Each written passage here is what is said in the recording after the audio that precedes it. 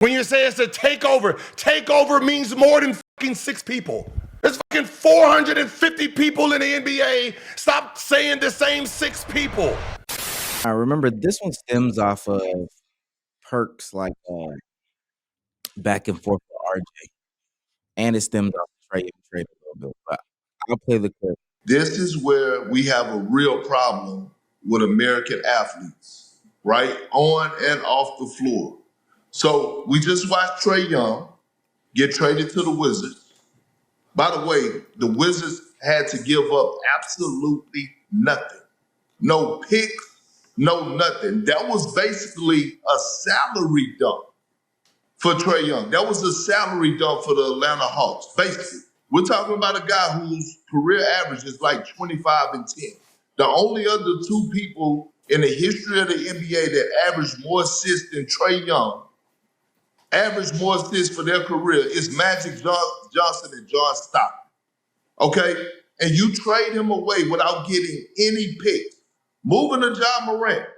The 3 years ago, we was just talking about Ja Morant being the face of the fucking league. Being the face of the league. And people, when we talk and we say, oh, hey, man, these European guys are coming in and they're taking over our league. They're not only taking over our league and setting the example on the floor, they're taking over our league and setting the example off the floor. Jokic, we don't have problems with him off the floor. Giannis, no problems with him off the floor. Luka, no problems whatsoever with him off the floor. But Wemby. Here we are with Wemby. But now it goes down the line. But now what's happening is we have so many in these next 3 to 4 years. They have so many franchise guys coming up through these drafts that teams are saying, I'm not fucking dealing with this bullshit. I'm not going to sit up here and have to max out a Ja Morant $200+ million and deal with this headache no more. When I can find me a promising young guy that's going to be a culture builder that's in the upcoming draft, or I could build around the guys that I got, Jaren Jackson Jr., Coward. Now, I will say this, I agree with Shannon that he do need to go somewhere where he's not the 1-8, right? I'm thinking Minnesota. Yo, last week it was highlighted that top 5 players in the NBA are international. And Perk is alluding to the fact that the American guys are giving issues on court and off court. How do you feel about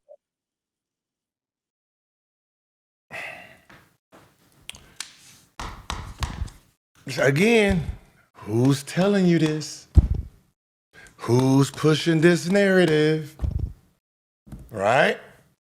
If it's internationals running a league, there can be no next what? MJ. There's no way they're gonna make someone from international better than a Michael Jordan, right? So just by using that, you kind of cut off the whole MJ thing. But it's a true statement, but very narrow-minded statement. Because the best players in the league is international players. But what type of international players? The big ones, the bigs, right? The Jokic, the Giannis, right? Luka's all of 6'9", 6'10" at his size for a guard, right? Shea isn't international. I mean, Shea is in Euro, but where is Shea at? Closer to America. Right, so he gets his game carved. The best 2 point guards from international basketball would be who? MVPs. Both came from Canada, right? The Euro point guard, the best Euro point guard in history is Luka first, Tony Parker second, right? From the 1, 2, and 3, Euro is lacking, right? Speed-wise, can't keep up with the athleticism, right? Their bigs, that's another story. Their 4s and their 5s are destroying the NBA. And you could have seen it a long time ago if you watched the game. When I came in the NBA and They had the old Vlade Divac in there, and he had passing skills. But when you talked about the Turkalukes, you're talking about the Dirk, what they possessed was guard-like talent at that size, meaning their bigs also learned how to dribble, pass, shoot, and do big man stuff. So the advantage for the European 6'9" and above is they are taught guard skills. So when they come over here, they have everything. They can play guard, they can play power forward, they can bring inside, outside game. So when you're saying they're destroying, it's the same 2-3 people. That's not all of them. When you say it's a takeover means more than fucking 6 people. There's fucking 450 people in the NBA. Stop saying the same 6 people. Those 6 people, yes, dominating. But when you're saying Euro takeover, meaning there has to be at least a 60 to 70% of them dominating the sport. Stop naming the same 3 or 4 players. That's just better than everybody. Jokic is just better than everybody. Luka, offensively, better than everybody. He possesses a different skill. Wemby, taller. He's not considered as dominant as the other ones, but we already see his projection. Giannis, his motor is better than everybody's. How he plays the game itself. Embiid, he was better than that. These are all big men that have the height and the skill level to dominate this game. And then you have so many few guards from your 1s, your 2s, and your 3s. And that's the sad part about it. Like, I think Shea is the last guard to win MVP, right? Since James Harden, if I'm not mistaken, right? The big man, that's what Jokic, Giannis, and Embiid was doing was what the 90s was doing outside of MJ. They were dominating the game. But when you're talking about Euro as a whole group, I mean, come on. I do start to hate this conversation because, like, for what it's worth, Giannis here versus Giannis in Europe, 2 different guys. Shea, like you said, has a lot of American influence being in Canada. Who knows what Jokic would have been? Ultimately, what I'm saying is when they got to the States, their games grew, expanded, and exploded. So why can't that be attributed to them coming to the United States? Okay, so how Giannis plays, that's American basketball, right? I'm using all of athleticism and I'm getting to the game. Shea's trainer is American, where he has a American trainer. Same thing with Steve Nash. This is not like they're being bred over there and being taught the game. No, their skill level is being developed here. Jokic and Luka, they're coming from basketball backgrounds, right? So their parents, both men, parents played the game internationally. Who did they watch? Michael Jordan, Magic Johnson, all those guys, and they gave them that skill. So when you get a Luka and you get a Jokic, the reason you can see the talent is someone has to recognize that ability and create a team around that person's skill level. That's how it works. Prime example, you have someone like Giddey, Josh Giddey, playing with OKC. They have a Shea with the ball. We don't need Giddey with the ball. Shea is better with the ball. We don't need you. We replace you with just a straight defender and someone who can hit an open shot here and there, right? Not even the same talent of people. Some people would say, when it comes to skill level, very downgraded Caruso compared to Giddey. You put Giddey on a team where he gets to be the primary ball handler with his size and his skill level, he looks like a superstar player. So it's who you put around the talent You have to be smart to understand what the Euro brings and how to bring out the best in them. It says more about the teams and the general managers than it says about Euro itself. If I want a Euro player, all I'm looking for is I'm going after first anyone who is 6'8" to 7 foot, because I know they're going to have real-rounded game. Every single one of them that we had in this game had a real-rounded game. Because with them, I cover a lot of spots, and then I build my team from there.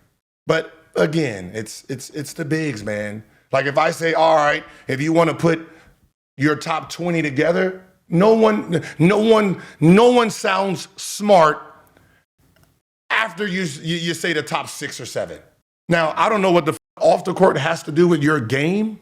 I was just about to ask you that. I can tell you this. I will call cap on the NBA, and the owners don't want American players. How many of these guys are pushed into America media, American business? Jokic is, how many times did Jokic win the MVP? 3, 4, should be 5. No one talks about it, right? Is he on billboards everywhere across America? Or are you putting him on your cup? No, not whatsoever. Is he on Wheaties box? Is he on Fruit Pebbles? Does he got the Audemars watch? No, not marketable. Huh? What shoe company? Hey, 3-time MVP. Nike got him? Did Nike? Huh? How about Adidas? How about Puma? Huh? Reebok? No. Okay. Who else? Only Giannis has a signature Nike shoe. Out of all this dominance that they have, Giannis got Nike, and his shoe is big. He has the American game. Luka has Jordan brand. How's that doing? What signature shoe is he on? Where they come out at?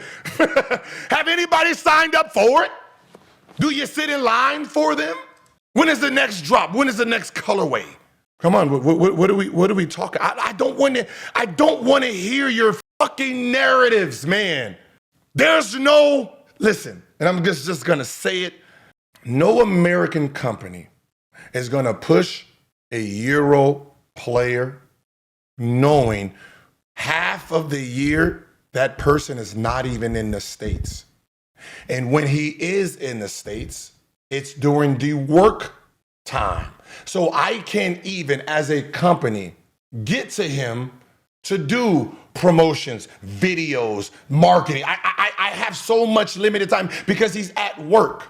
Usually it's in the summer where we do all our campaigning to get ready for, I don't. American Express, I can't. And I'm sorry, that's just I don't know. I'm just going off of what I'm seeing.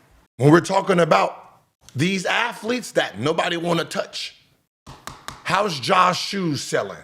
Huh? This bad enigma of a man.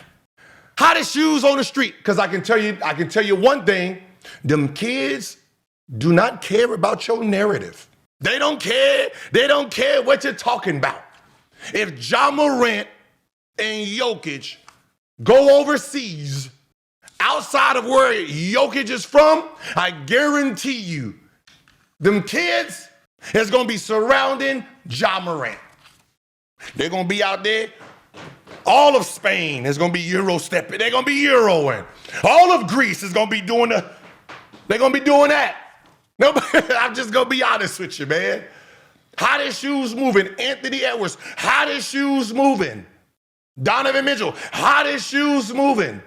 So obviously, what you saying and what those billion-dollar companies are saying is very two different narratives. I'm going to follow the money. The money tells me who the people is following. Yeah, I did go watch some high school basketball this weekend. Adidas team versus Nike team. Josh shoes, Ant shoes. Sold out. Oh, that's And that's another big reason why the Euro celebrityism is kind of like because the Euro don't have the grassroots of America, right? So when you say someone like Cooper Flag, right? You done watched him. He done built his fan base since he was the sixth grade, seventh grade, right? So he already has an establishment of fans that's been there from the beginning. LaMelo Ball, Zion, you have your fan base. The Euro, the only time you see them is when they come to the NBA. So they're building it for the first time in real time. So they're far behind when it comes to fan favoritism, you know.